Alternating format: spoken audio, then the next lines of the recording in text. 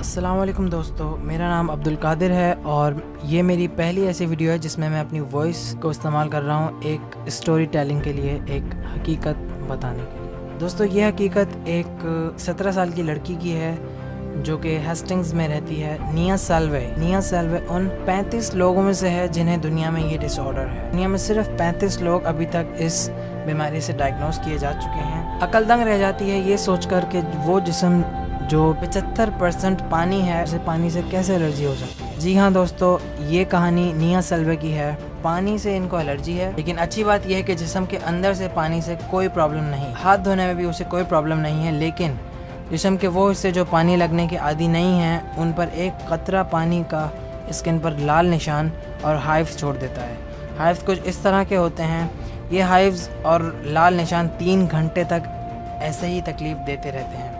निया सेल्वे इन सब के बावजूद आंसू का कतरा भी अपनी आंख से नहीं निकाल सकती है, क्योंकि वो आंसू भी उसके चेहरे पर लाल निशानात छोड़ सकता है अगले 3 घंटे तक। उसकी आंख से निकला हुआ उसका अपना आंसू उसे इतनी तकलीफ देता है और वो इन सब को सिर्फ बर्दाश्त करने के अलावा कुछ नहीं कर सकती है। निया खुद कहती हैं कि इस डिसऑर्डर के साथ रहना बहुत मुश्किल है।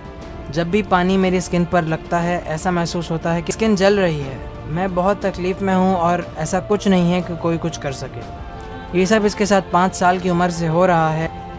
जैसे जैसे निहा बड़ी हो रही थी, उसने इंटरनेट पर अपनी बीमारी सर्च करना शुरू की। उसे एक अमेरिकन लड़की मेरी जिसकी बीमारी भी कुछ ऐसी ही थी, उसे ये जानकर खुशी हुई कि वो इसमें अकेली नहीं है। वो कहती हैं कि बहुत से लोग मुझसे नहाने के बारे में पूछते हैं। वो कहती हैं कि मैं बाथ टब में नहाती हूँ और पानी स्किन पर लगने के चंद मिनट बाद मुझे ऐसा लगता है कि जैसे स्किन जल रही हो, और मैं अब बाथरूम से तब तक नहीं निकलती जब तक जलन ख़त्म ना हो जाए। जी हाँ, अगले 3 घंटे भी अगर उनको पानी से तकलीफ़ होती है तो वो बाथ टब में ही रहती हैं।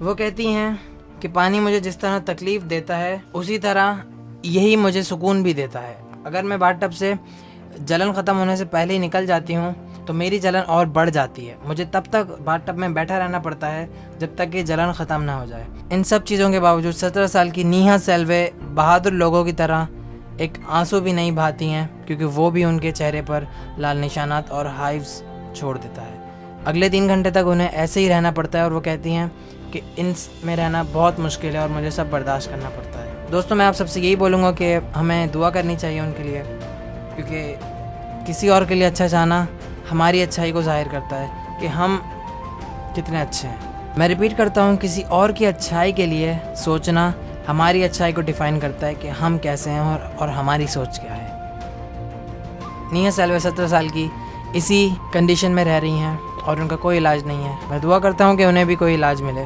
उनकी ये बीमारी जल्द दूर हो और वो एक नॉर्मल लाइफ जी सकें।